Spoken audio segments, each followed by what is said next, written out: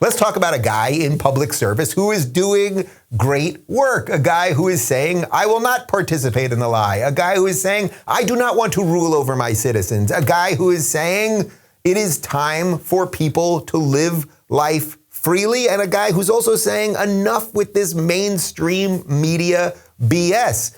The guy I'm talking about, of course, is Ron DeSantis, and he was interviewed by my fast-talking small Jewish friend, Ben Shapiro. Take a look.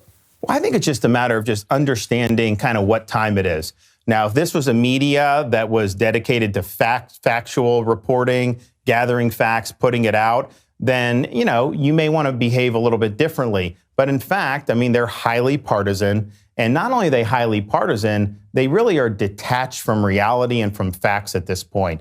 Their main goal is to pursue their narratives. And so if you have facts that undercut their narratives, they are either going to ignore those facts or actively try to smother those facts. And so that's just where we're at. And so these corporate outlets, I think in terms of what they've done to their reputations with the Russia collusion report, I mean, they were manufacturing that whole story. They gave each other Pulitzer Prizes for reporting on a false conspiracy theory. And so, if you had asked me 10 years ago about the media, I wouldn't have said they were our friend, but I'd say, they have a liberal bias. You got to be careful of that. But now you just got to understand those corporate outlets are so untethered from the truth. They are so highly partisan that's the way you have to treat them. And so when they're trying to pursue narratives, I don't let them get away with it. If they're trying to just get information to try to do a hit piece, I don't let them get away with it. And the thing is when you have the facts on your side, it's very difficult for them because a lot of them, all they do is recycle whatever the narrative du jour of the day is.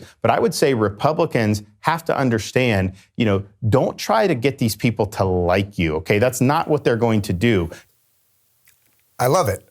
Like, what else is there? He's just telling you the truth. The media is in it for narrative. The media is in it with Democrats.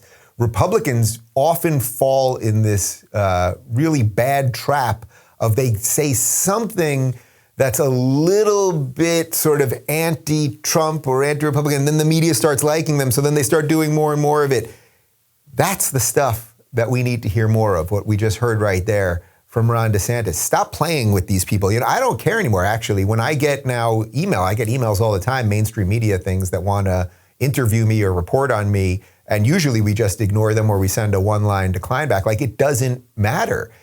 I think at this point, these things are so corrupt. These institutions are so deeply corrupt. The New York Times, the Washington Post, CNN, MSNBC, all of the stuff, that in essence, if they are writing something, you can almost assuredly believe that the opposite is true. Not in absolutely every incident, and there is some sort of like sliding scale there, right? So like there's certain things that they're always going to lie about, things related to race, anything that they can make Democrats look good. It doesn't mean that they're going to lie to you completely about an earthquake in Indonesia, right? Like that one is like, they can sort of put that one on the side.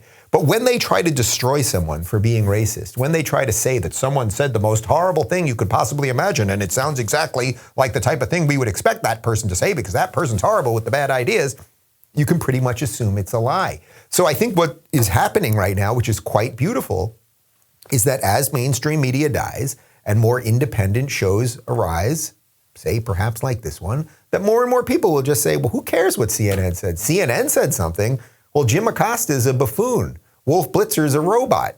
Don Lemon's a clown. Like, why would I listen to these people? They're all Democrat operatives, and we all know it. So we need to just stop playing ball with those things. And that would be entirely consistent with my view of build new things, right? Build new things. Once these guys are out of the way, and they'll never really go away. There's so much money behind it. I mean, think about MSNBC. When I talk about Joy Reid and these racists that they put on MSNBC every day, think about the money that is funded behind that, like MSNBC, NBC's in there. This is a giant conglomerate corporate monstrosity. Why is it that this giant thing, who are the network executives there that hire these people to put them on air to tell you that you're racist? Why would they do that? Like, we have to start on thinking about all of these things at multiple levels. And I could hearken this back to the first story, which is as horrific as what just happened in Wisconsin is. The next step of the story is what the media will do with it. And again, it is your job to make sure that the media can't drop it because they want to drop it. And it's your job to make sure that when they're lying, that you make sure that the people around you know that a lie is actually a lie.